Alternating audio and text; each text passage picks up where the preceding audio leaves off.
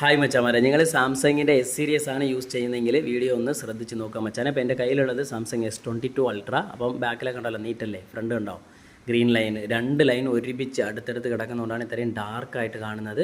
അപ്പോൾ മച്ചാനെ അപ്ഡേറ്റ് ചെയ്ത ആ സ്പോട്ടിൽ വന്ന ലൈനാണിത്. നമ്മൾ നോർമലി അപ്ഡേറ്റ് ചെയ്യുമ്പം ഒരു 2 ദിവസം കഴിഞ്ഞ് അല്ലെങ്കിൽ ഒരു ദിവസമെങ്കിലും കഴിഞ്ഞേ ലൈൻ ഉണ്ടാവത്തുള്ളൂ. ഇത് അപ്ഡേറ്റ് ചെയ്ത് റീസ്റ്റാർട്ടായി വന്നപ്പോൾ തന്നെ ലൈനോട് കൂടി ഇങ്ങ് പോരുന്നതാണ് കസ്റ്റമർ പറയുന്നത്.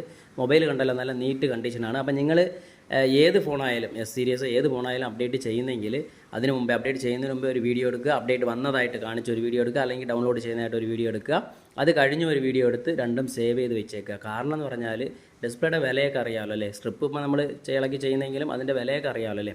അപ്പോൾ അതുകൊണ്ട് നിങ്ങൾ സർവീസ് സെൻറ്ററിൽ പോയി കഴിഞ്ഞാൽ ചെറിയ എമൗണ്ടിൽ ഒരു മാറി സർവീസ് ചാർജോടുകൂടി.